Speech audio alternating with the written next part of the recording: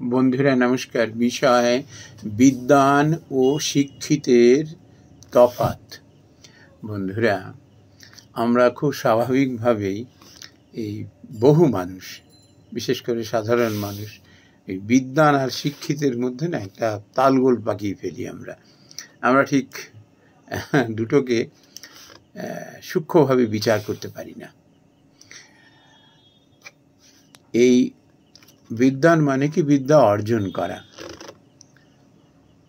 পুঁথি পড়া, গ্রন্থ পড়া, জ্ঞান অর্জন করা, নলেজ, অনেক ডিগ্রি হাসিল করা, নিজেরা লিখতে পড়তে জানি বলে কিছু সৃষ্টি করা। কিন্তু বন্ধুরা, শিক্ষিতের সঙ্গে কিন্তু একটা সূক্ষ্ম তফাৎ এখানে আছে। আমরা সকলে সেটা উপলব্ধি করতে পারি।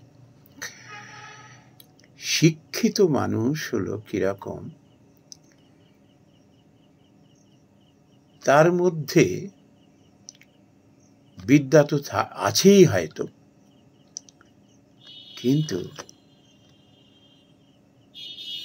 তার হৃদয়খানিকে সে এমনভাবে পবিত্র করে তোলে যে সেখানে তিনি সমস্ত কিছু নিজেকে পরিষ্কারভাবে দেখতে পারেন। জীবনের লক্ষ্যটাকে সে খুঁজে পায়, সত্যটাকে সে চোখের সামনে দেখতে পায়।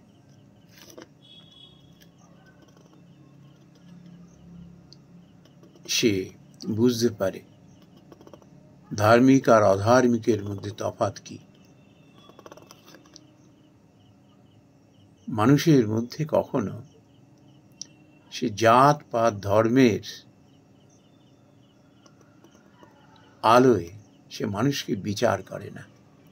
মানুষকে মানুষ বলেই সে বিচার করতে শেখে। সমস্ত ধর্মের মধ্যেই তিনি সত্যকে খুঁজে পান।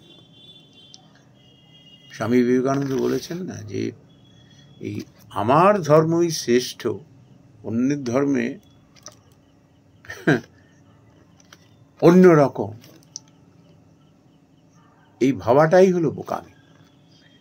তিনি শিকাগোতে ধর্ম মহাসভায় ওই কূপ মুন্ডকের গল্প শুনিয়েছিলেন এই কারণে।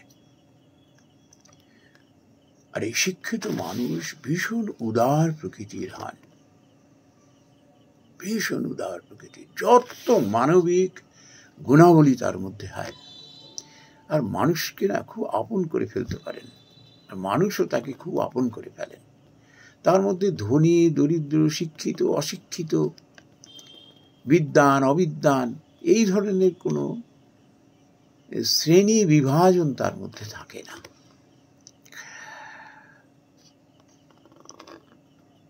এখন বিদ্বান হলেই যে এই গুণের অধিকারী হবে, নট নেসেসারি। সেটা কিন্তু আমরা সমাজের দিকে তাকালেই সেটা কিন্তু আমরা সেই ছবি আমাদের কাছে ফুটে ওঠে। লেখাপড়া শিখেছে, কত ডিগ্রি, কত পুরস্কার পেয়েছে, কত বড় পদে সে আসীন, কত উচ্চাসন তাকে দেওয়া হয়েছে, কিন্তু ব্যক্তিগত জীবনে কি যে চরিত্রহীন, কি যে নিকৃষ্ট স্বার্থের দলদলে মধ্যে ফেসে রয়েছে। মানুষকে মানুষ বলে জ্ঞান করে না, শোষণ পীড়ন তার রক্তে যেন মিশে রয়েছে। এইসব মানুষ লেখাপড়া শিখেছে বলেই কি তাদের উচ্চ পদে আছে বলেই বা নাম যশ আছে বলেই কি তাদের আমরা শিক্ষিত বলে চিহ্নিত করব, না শিক্ষিত বলে মর্যাদা দেব? কখনো দিতে পারি না। এরা আমরা বলি শিক্ষার কলঙ্ক। কত মানুষ বিদ্যা অর্জন করতে পারে না, কিন্তু কি মানবিক গুণাবলী তার মধ্যে। মানুষের জন্য মন কেঁদে ওঠে, নিজে না খেয়ে অন্যকে খাওয়ায়, জাত পাত ধর্মের ভিত্তিতে মানুষের সঙ্গে মেশে না, মানুষ হিসেবেই মেশে। স্বার্থ ত্যাগ করে ফেলে কত সহজে, বৃহত্তর স্বার্থে নিজের জীবনটা পর্যন্ত দিয়ে দেয়, হয়তো লেখাপড়া শেখেনি সে। এরা হলো প্রকৃত শিক্ষিত।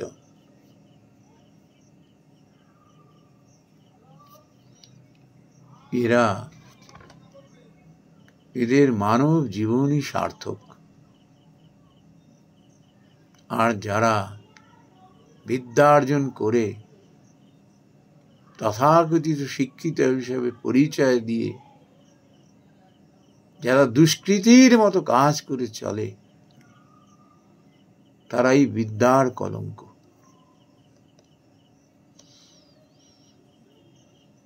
আমরা শ্রীমদ্ ভগবদ গীতায় না অর্জুনকে ভগবান শ্রীকৃষ্ণ একটা পরম শিক্ষা দিয়েছিলেন,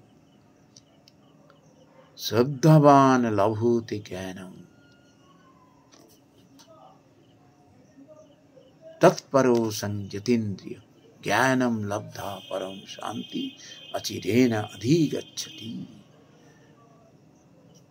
যাদের মধ্যে প্রকৃত শ্রদ্ধা আসে না, তারাই জ্ঞান লাভ করেন। জ্ঞান মানে ওই শিক্ষা লাভ করেন তারা। আর কি, তারা জিতেন্দ্রিয়, ইন্দ্রিয়ের প্রতি তার সংযম আছে।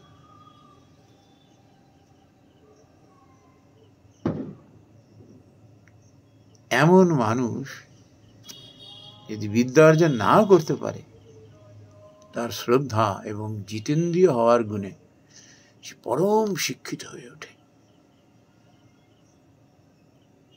মানব কল্যাণে এক নজির সৃষ্টি করে ফেলেন। আর হাজারো পুঁথি পড়ে, গ্রন্থ পড়ে, হাজারো ডিগ্রি লাভ করে, একাধিক ডিগ্রি লাভ করে যে এইরকম ভোগ বাসনা ছাড়া কিচ্ছু জানে না,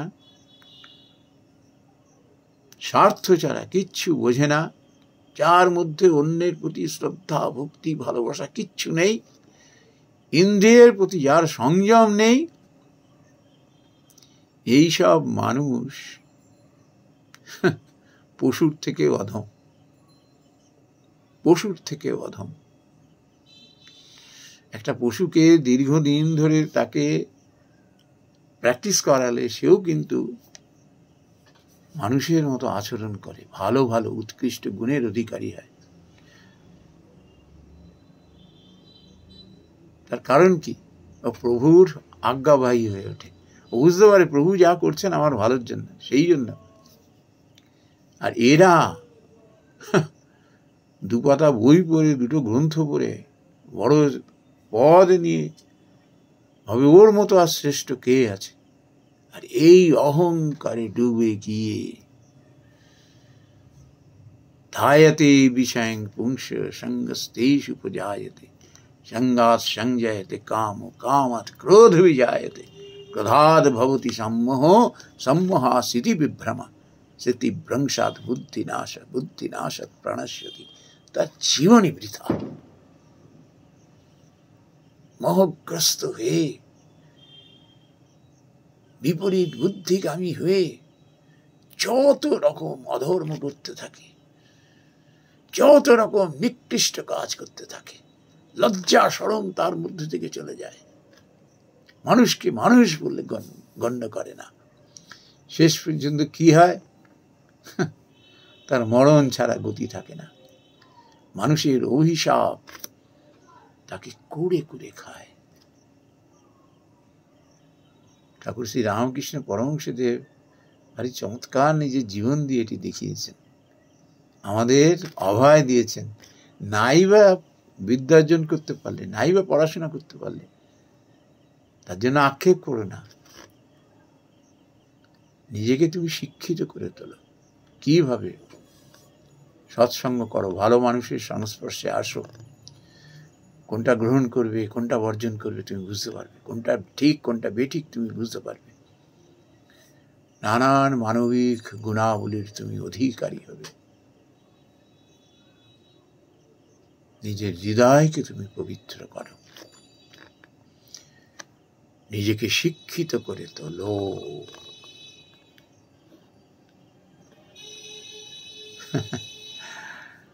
আমরা যদি খুব সূক্ষ্মভাবে বিচার করতে পারি না, তাহলে আমরা ভীষণভাবে সজাগ হয়ে উঠব। নমস্কার বন্ধুরা।